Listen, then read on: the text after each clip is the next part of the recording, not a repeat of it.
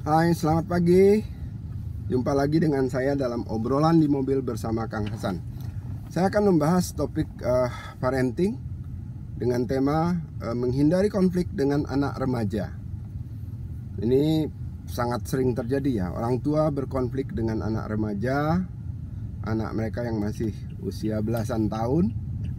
Konfliknya bisa sampai parah. Ya, bisa sampai misalnya anak disakiti atau anak tidak mau lagi bicara dengan orang tua. Bahkan ada anak yang sampai lari dari rumah. Nah, kalau sudah seperti itu sudah susah penanganannya. Kasihan kedua pihak. Kasihan orang tua, kasihan anaknya. Nah, pertanyaannya, kenapa terjadi konflik? Kenapa terjadi konflik antara orang tua dengan anak?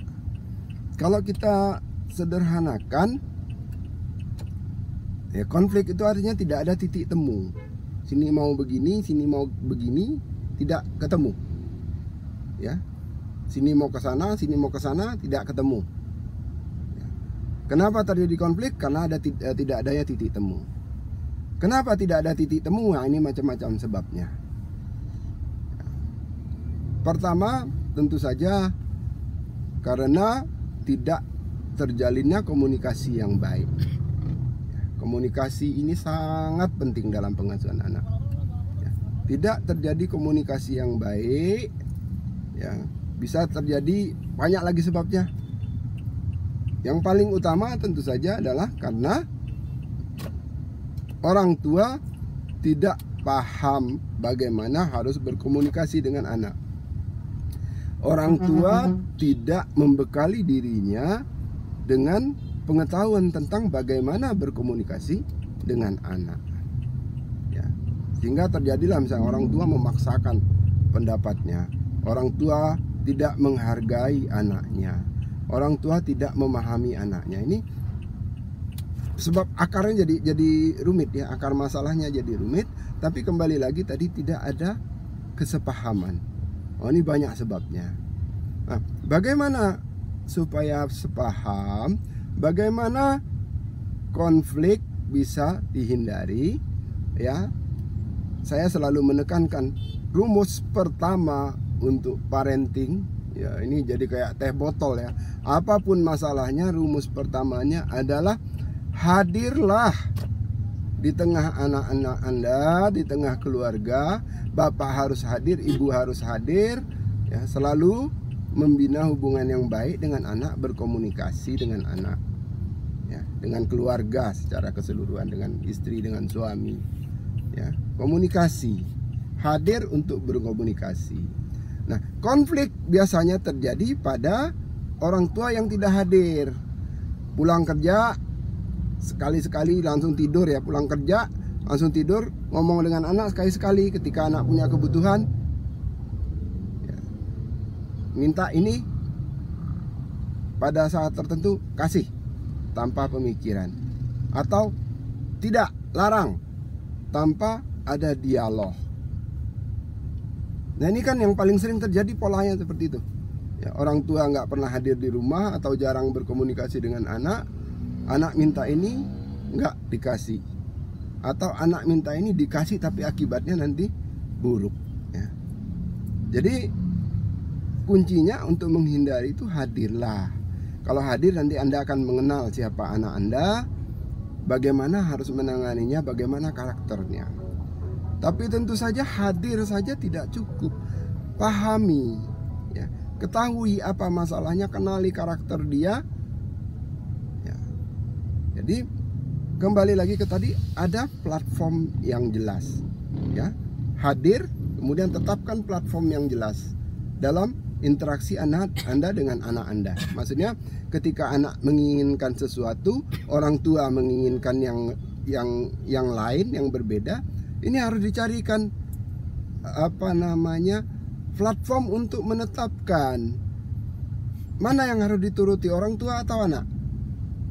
Ya, bagi orang tua yang harus dituruti. Anak harus ikut sama orang tua.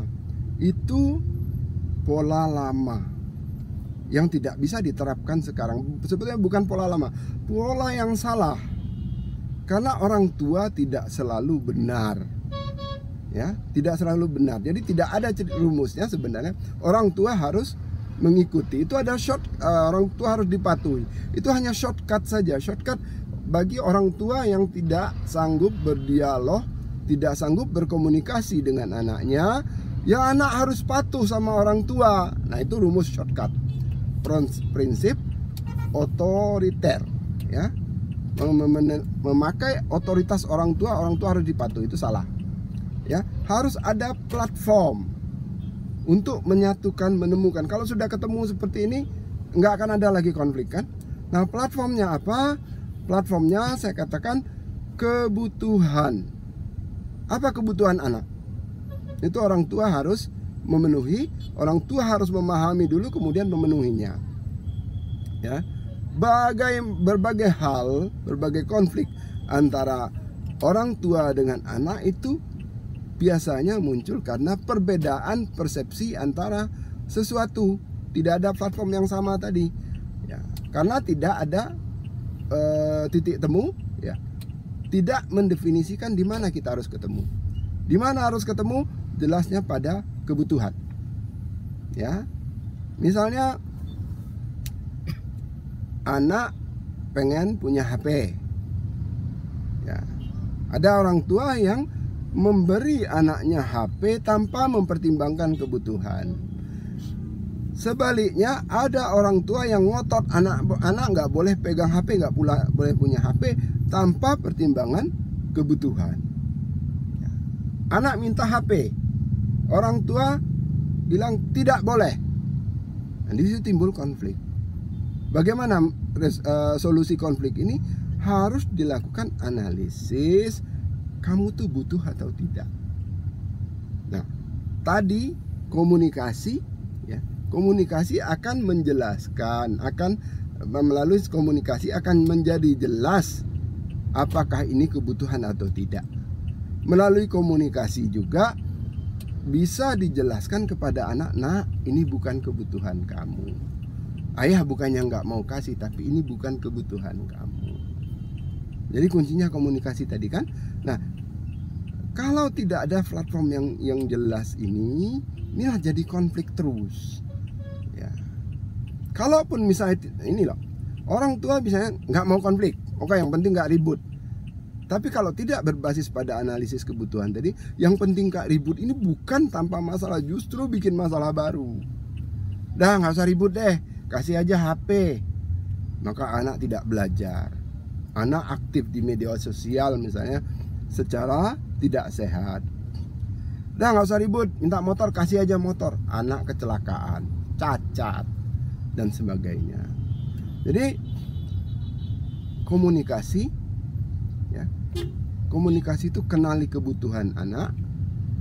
Komunikasi juga sebaliknya membuat anak paham apa kebutuhan dia, sehingga ketika ada tuntutan begini dan begitu, ya kita bisa menjelaskan, nah ini bukan kebutuhan kamu. Sehingga gap tadi, ya, kesenjangan antara keinginan anak, keinginan orang tua itu bisa bertemu di satu titik. Di mana titiknya? Pemahaman yang sama atas kebutuhan. Ya. Kalau memang anak butuh, ya kita kasih. Ya, orang tua harus sebisa mungkin maksimal dalam memenuhi kebutuhan anak.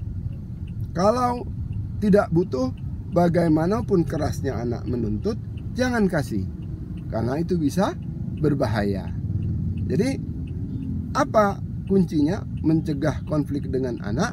Kuncinya adalah membuat platform yang jelas, di mana Anda dan anak bisa bertemu. Ya, buat platform yang jelas.